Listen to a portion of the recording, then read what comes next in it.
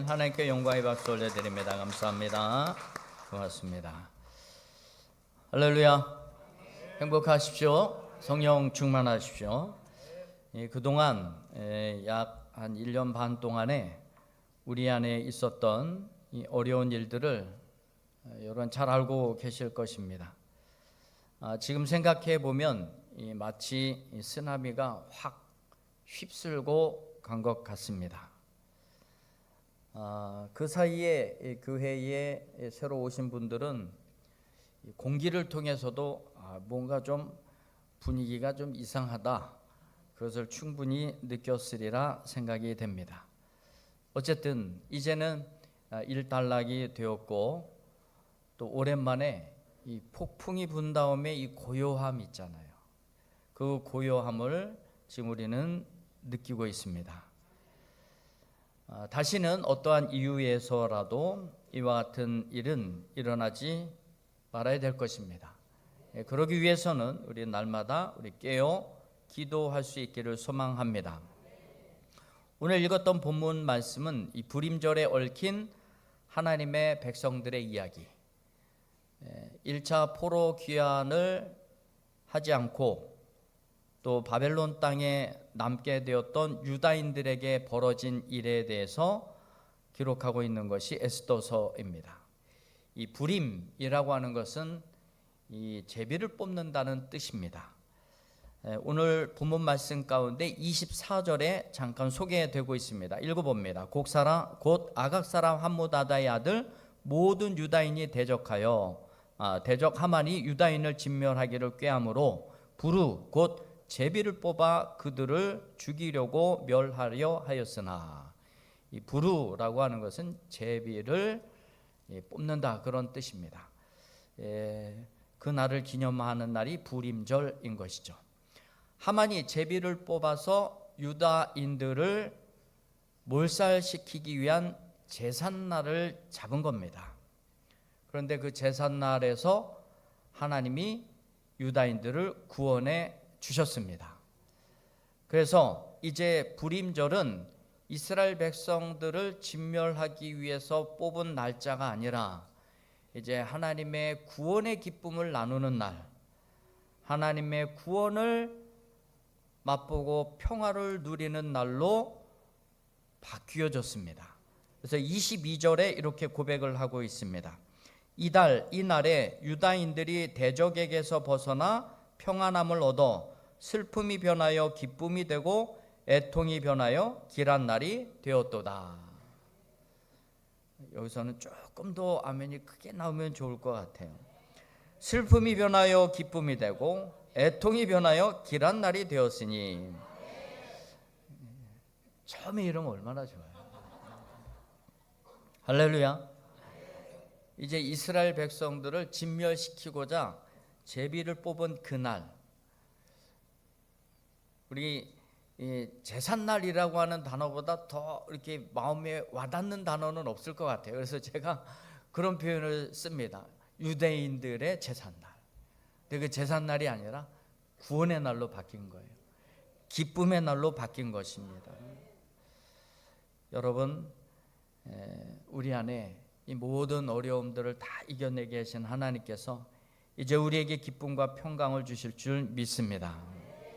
제가 어려움 중에서도 기도했던 것 중에 하나가 무엇이냐면, 하나님 우리에게 우리만의 영적 불임절을 허락해 주옵소서.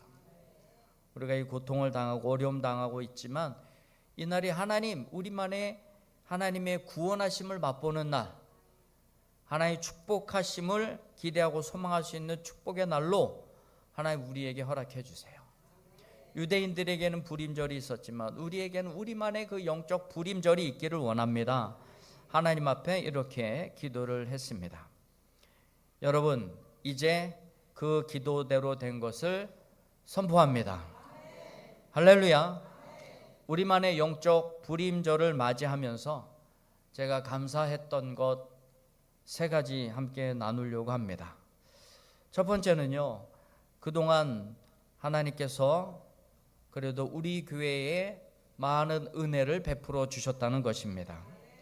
저도 하나님의 은혜를 많이 입는 시간이었고, 또 하나님의 돌보심을 그야말로 그 어느 때보다도 직접적으로 또 진하게 느꼈던 때였고, 우리 교회도 역시 하나님의 은혜는 거두어졌는가라고 하는 고민 중에 있었지만 여전히 하나님의 은혜는 작동하고 있었고 하나님의 은혜는 우리와 함께 하고 있었던 것입니다. 저는 이 하나님의 은혜를 입은 것에 대해서 감사가 되더라고요. 이 불임절, 유대인들을 진멸하기 위하여 날짜를 뽑은 그날, 이 제삿날을 해결하기 위한 시점이 있었습니다. 그냥 이 유다인들을 진멸하기 위한 날짜가 선택이 됐는데 그냥 당하고만 가만히 앉아 있을까요? 뭔가 대책을 세워야 될 것 아니겠습니까? 그 대책을 세우기 위한 그 시점이 언제냐면 에스더의 결단으로부터 시작이 되었다는 것입니다. 에스더의 사촌 오빠인 모르드게가 에스더를 찾아옵니다. 그래서 지금 하만으로 말미암아서 지금 불임절에 우리가 진멸당하기로 뽑힌 날짜다, 이 이야기를 건네주게 됩니다. 그러면서 에스더에게 이 문제를 좀 해결해 달라고 요청을 합니다. 그래서 에스더가 이런 얘기를 합니다. 왕이 금규, 그러니까 규를 내밀지 않으면 난 왕 앞에 나갈 수가 없습니다. 왕이 불러야 나갈 수 있는 것이지 왕이 부르지도 않았는데 내가 나가게 되면 이 나라의 법은 죽이는 것이 법입니다. 그럼 나는 왕이 부르지도 않았는데 나가면 나는 죽습니다. 이런 얘기를 하는 거예요. 그러니까 모르드게가 뭐라고 얘기하냐면 이 때를 위해서 너가 왕후가 된지 어떻게 아느냐. 에스더가 그렇다면 기도해 주십시오. 기도하고 난 다음에 내가 왕 앞에 나아가겠습니다. 그러면서 했던 말이 죽으면 죽으리이다. 죽이면 어쩔 수 없고 어쨌든 하나님 그 왕 앞에 나가서 나의 사정과 우리 민족의 사정을 아뢰겠습니다.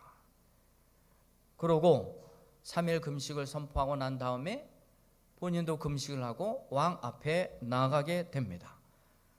그런데 이 나라의 법에 의하면 에스더는 그 자리에서 부르지도 않았기 때문에 죽어야 마땅합니다. 그런데 하나님이 아주 그냥 이 왕의 눈을 죄송합니다, 삐게 만들었어요. 어떻게 삐게 만들었냐면 이 왕이 에스더를 본즉 매우 사랑스러움으로 이렇게 사랑스러운 여인 어떻게 죽여요? 그러니까 가까이 부릅니다. 부르고 난 다음에 뭐라고 얘기해요? 소원을 말해봐. 그래서 뭐 때문에 찾아왔냐 이거죠. 나라의 반이라도 내가 나눠주겠다.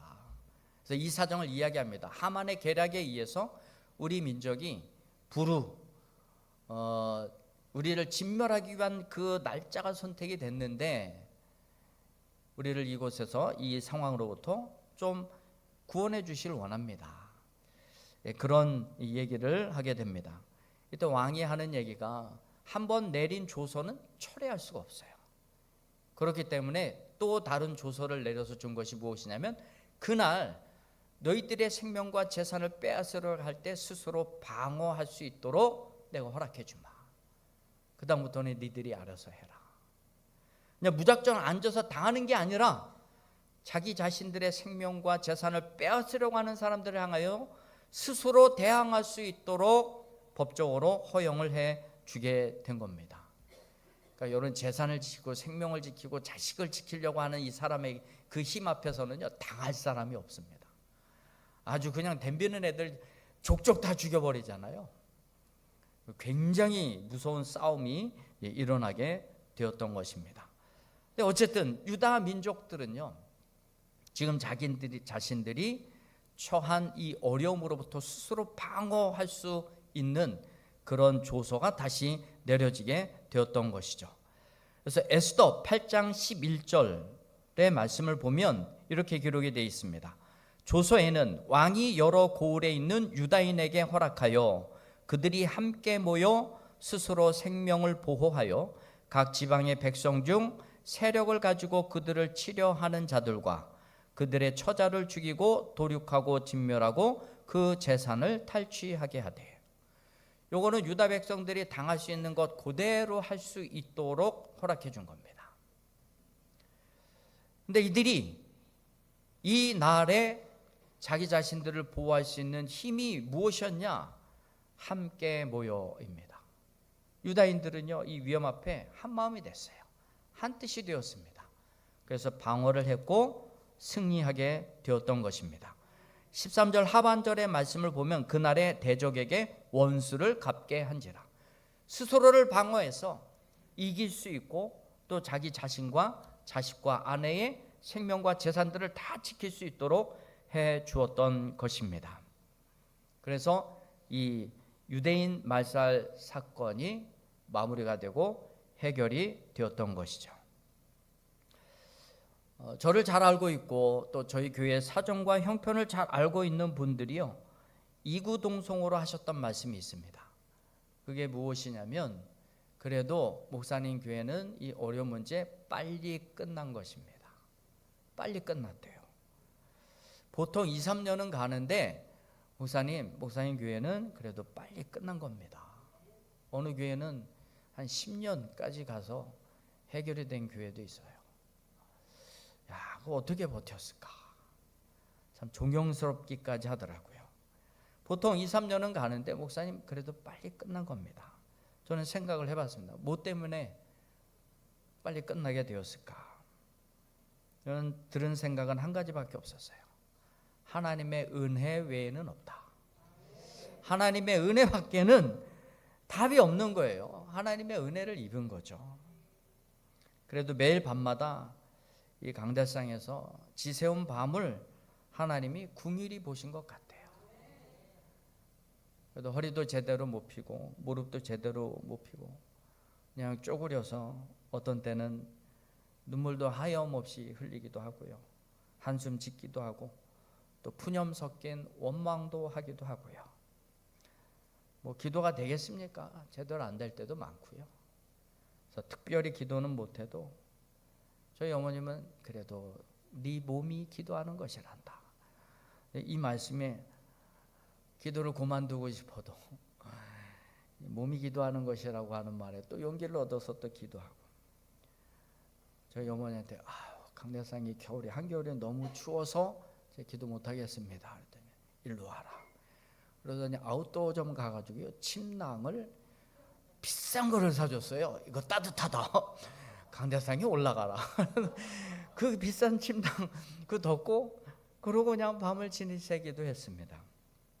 여러분, 그래도 하나님이 그것을 궁일이 여기시고 불쌍히 여기셨던 것 같아요. 저는 그것밖에 대답할 것이 없어요. 저뿐만이 아니라 저희 아내도 그렇고 또 몇몇 권사님, 집사님도 그렇고요. 또 그래도 같이 밤을 1층에서 지새워 주신 분들이 계세요.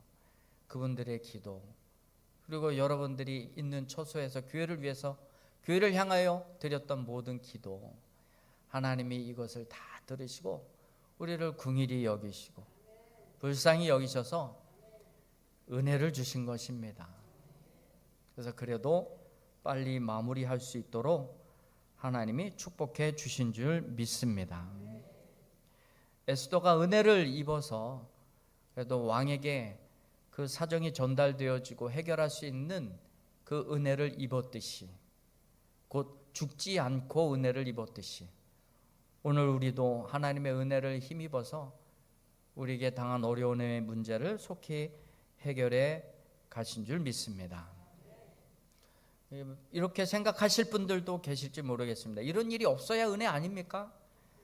반문할 수도 있는데, 여러분 그렇다면 이런 일이 없으면 하나님의 은혜가 뭔지도 몰라요. 하나님의 은혜가 뭔지도 모릅니다. 로마서 5장 20절에는 죄가 더한 곳에 은혜가 더욱 넘쳤나니, 죄가 더한 곳에 은혜가 넘쳐? 그럼 죄를 지면 되겠네? 또 그럴 수는 없다는 거예요. 여러분, 우리 죄가 아무리 극악하다 할지라도 하나님의 은혜를 넘어설 수 없다는 것을 이야기하고 있는 거죠.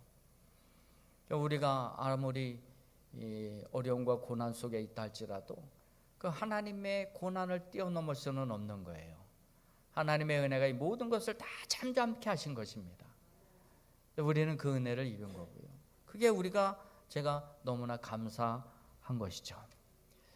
여러분, 어려운 중에 있었지만 뒤돌아놓고 보니까 하나님의 은혜는 늘 작용하고 있었더라고요. 하나님의 은혜는 늘 흐르고 있었더라고요.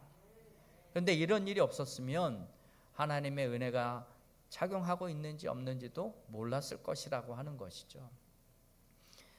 여러분, 잔잔한 호숫가에 오리가 이렇게 떠갑니다. 뭐 요란하지도 않아요. 수영하는 것처럼 포덕거리지도 않아요. 그냥 잠잠한데 이렇게 가요. 막 가요. 참 희한하다. 근데요, 그 수면 밑을 보면은 어떻습니까? 오리가요, 발을 계속해서 이렇게 저어요. 그러니까 앞으로 가는 거예요. 여러분, 이 성령이요, 이 하나님의 은혜가 우리 이 고난과 고통 밑으로 계속 흐르고 있었어요. 계속 흐르고 있었습니다. 우리가 그것을 이 고난을 통해서 알게 되고 깨닫게 된 것이지, 이런 어려움이 없었다면 우리는 그것은 깨달을 수가 없었던 것이었죠.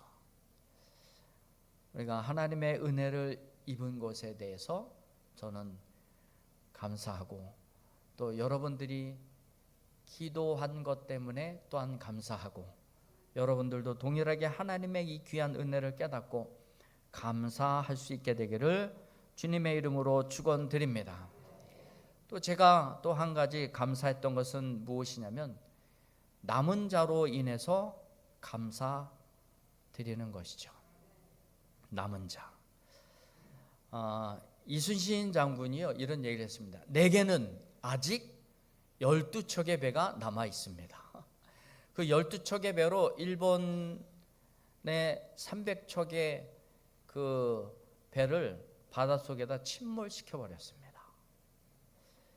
오늘 본문 말씀에서는요, 이 남은 자라고 하는 글자 그대로의 의미상 정도로만 여러분들이 좀 이해를 해 주시고, 성경에는 이 남은 자 사상이 굉장히 중요하게 작용을 합니다. 특별히 이제 6장 13절의 말씀을 보게 되면 하나님께서 이스라엘 백성들을 심판하시기로 작정하십니다. 그들의 죄가 얼마나 많은지 나와 함께 변론하여 보자. 너희들의 죄가 얼마나 많은지 분홍같이 붉을지라도, 피와같이 붉을지라도, 주님께서는 그것을 다 눈과 같이 휘어지게 만들 수 있는 분인데, 그 죄를 가지고도 회개할 줄 모르는 그 백성들을 향해서 하나님의 답답한 마음을 가지고 그들이 앞으로 당하게 될 심판의 이야기를 이사야에게 전달해 줍니다. 그러니까 이사야서 6장은 이사야의 소명기사거든요. 이거 소명기사를 통해서 이스라엘 백성들이 심판을 받게 될 것이라고 하는 말씀을 주고 그것을 봉인하게 합니다. 그러면은 읽지도 못하게 할 거 무엇으로 봉인하게 만들 거 무엇으로 알려주십니까? 뭐 때문에 알려주십니까? 그러니까 하나님의 계획이 있어요. 이 심판이 다 이루어지고 난 다음에 그것을 봉인하여 보고, 이것 때문에 우리가 심판을 당했구나, 그 증거를 남겨놓기 위해서 말씀을 주신 거죠. 그래서 이 사명을 감당하기 위해서 이사야를 부르게 되었던 것입니다. 그러니까 이사야가 궁금한 거예요. 이 봉인된 이 말씀을 언제까지 봉인하지 않고 있어야 됩니까? 그랬더니만 이스라엘 백성들이 심판을 받기까지, 이스라엘 백성들이 황폐하기까지 봉인하지 말아라. 봉인을 해제하지 말아라. 이렇게 말씀을 하십니다. 그런데 그 심판 가운데서도 그러나 남을 자들이 있을 거다, 이런 말씀을 주십니다. 그래서 이사야 6장 13절 남은 자 사상의 핵심적인 말씀이기도 한데 제가 읽어드립니다. 그 중에 10분의 1이 아직 남아있을지라도 이것도 황폐하게 될 것이나 밤나무와 상수리나무가 배임을 당하여도 그 구루터기는 남아있는 것 같이 거룩한 씨가 이 땅에 구루터기니라. 심판과 멸망 중에서도 밤나무와 상수리나무가 베어졌을 때에 남아있는 그 구루터기처럼 남아있는 자들이 있을 것이라고 하는 거죠. 그들이 바로 거룩한 씨가 될 것이라고 말씀하고 있습니다. 여러분, 심판 중에, 어려움 중에 하나님께서 구루터기로 남겨두는 자들이 있습니다. 이것이 예언서 전반에 걸쳐서 면면하게 드러나고 있는 것이 바로 이 남은 자 사상입니다. 교회가 어려워지면서 옳고 그름과는 상관없이 이 상황이 그쳐나서 떠나간 사람들이 많습니다. 저는 그런 생각이 들어요. 저런 분들은 편안할 때만 우리 교회고 힘들 때는 니네 교회고, 그러니까 편안할 때만 우리 교회고 힘들 때는 니네 교회고, 그러니까 힘들 일 니들이나 당해라, 그러면서 떠나가시는 분들이 계십니다. 그럼 아마도 제일 떠나고 싶어하는 사람이 누굴까요?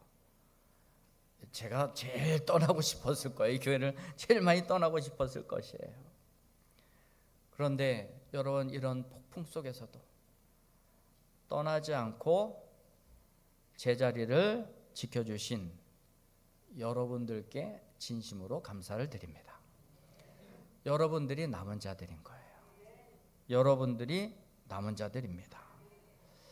저와 같이 마음을 합하여 더 이상 악이 그 세력을 떨치지 못하도록 막아주심을 감사드립니다. 귀찮고 이 상황이 귀찮고 때는 이때다 싶어서 나가신 분들이 있는가 하면, 그래도 내 교회니까 내가 지켜야지, 그 마음을 가지고 꿋꿋이 기도하며 자리를 지켜주신 남아있는 여러분들 진정으로 사랑합니다.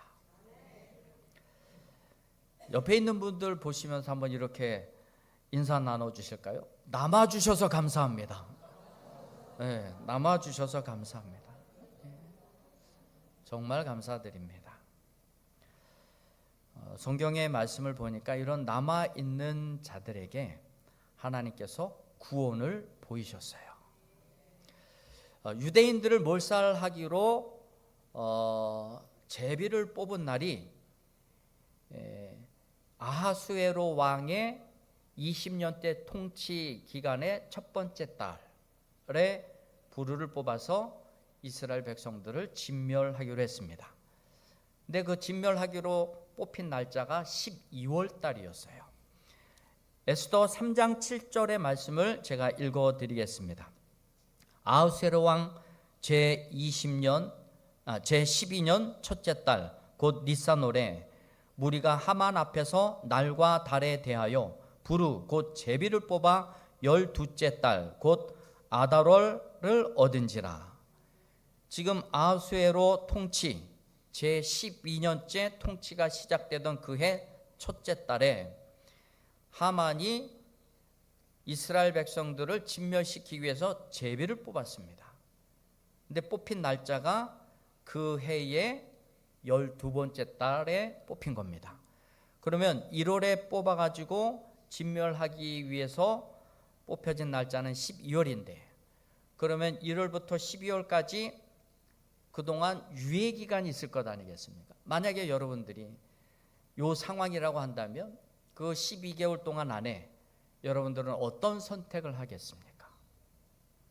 여전히 남아 있겠습니까? 그래서 죽을 날을 기대하고 소망하시겠습니까? 아니면 에라 모르겠다, 이참에 짐 싸고 여기서 떠나자. 여러분, 이미 1차 포로 귀환 공동체는 이스라엘로 다 떠난 상태입니다. 그리고 바벨론 땅에 남아 있었던 사람들, 페르시아 땅에 남아 있었던 사람들, 그 사람들에게 일어난 일이 바로 에스더서에 기록되어 있는 것입니다. 그럼 떠나려면 그때 떠났으면 좋았을 텐데, 이들이 자기 짐을 싸가지고 혼자 3, 4개월 되는 여정을 시작하려면 이거 쉬운 일도 아닙니다. 그리고 이들은 왜 안 떠났겠습니까? 그동안 70년 동안 정착해왔던 살아갔던 삶을 두고 떠나기가 너무 아까운 거예요. 그러니까 남아있었던 것 아니겠습니까? 그런데 이제 죽음이 눈앞에 있고 그야말로 제삿날 잡혔는데 그냥 이 12개월 동안 뭐라도 해야 될 것 아니겠습니까? 여러분들은 그냥 가만히 앉아서 죽음을 맞이하시겠습니까? 아니면 그것이라도 다 싸갖고 어떻게든 그 땅을 떠나시겠습니까? 그 12개월 동안에는 그 사람이 어떻게 해야 될지 유예 기간을 둔 겁니다. 남아있는 사람은 죽는 거고 떠나가는 사람은 뭐 어쩔 수 없는 거고 법적으로 정해놓은 날은 12월에 있으니까. 여러분, 그런데 하나님께서는 떠나지 않고 그 자리에 그대로 남아있는 자들에게 구원을 보이신 것입니다. 만약에 그 중간에 떠나갔던 사람들이 있다면 그 사람들은 하나님의 구원하심을 못 봤을 거예요. 근데 남아있으니까 하나님께서 그들에게 구원을 보이셨다는 것입니다. 그리고 모르드게를 장대에 달아 죽이려고 했었던 그 장대에 부르를 뽑았던 그 하만 자신이 달려서 죽게 되었던 것이죠. 우리 25절의 말씀을 보면 간략하게 이렇게 소개를 하고 있습니다. 에스더가 왕 앞에 나감으로 말미암아 왕이 조서를 내려 하만이 유다인을 해하려 하던 악한 꾀를 그의 머리에 돌려보내어 하만과 그의 여러 아들을 나무에 달게 하셨으므로 하나님께서 하만의 원수를, 모르드게의 원수를 갚아주고 유다인들의 원수를 갚아주신과 동시에 이스라엘 백성들을 구원하셨다라고 하는 것입니다. 이제 유다인들은요, 모든 방어를 잘 끝내고 잔치를 베풀었습니다. 잔치를 베풀고 했었던 고백이 22절의 말씀입니다. 다시 한번 읽어드리면, 이날에 유다인들이 대적에게서 벗어나서 평안함을 얻어 슬픔이 변하여 기쁨이 되고 애통이 변하여 길한 날이 되었으니, 다시 한번요. 슬픔이 변하여 기쁨이 되고 애통이 변하여 길한 날이 되었으니.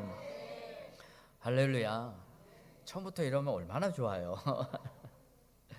이제 하나님께서는 남은 자들에게 구원을 보이신 것입니다. 할렐루야. 우리 검단 우리 교회 남아있는 성도들에게 하나님께서는 반드시 부흥을 보게 하실 것입니다.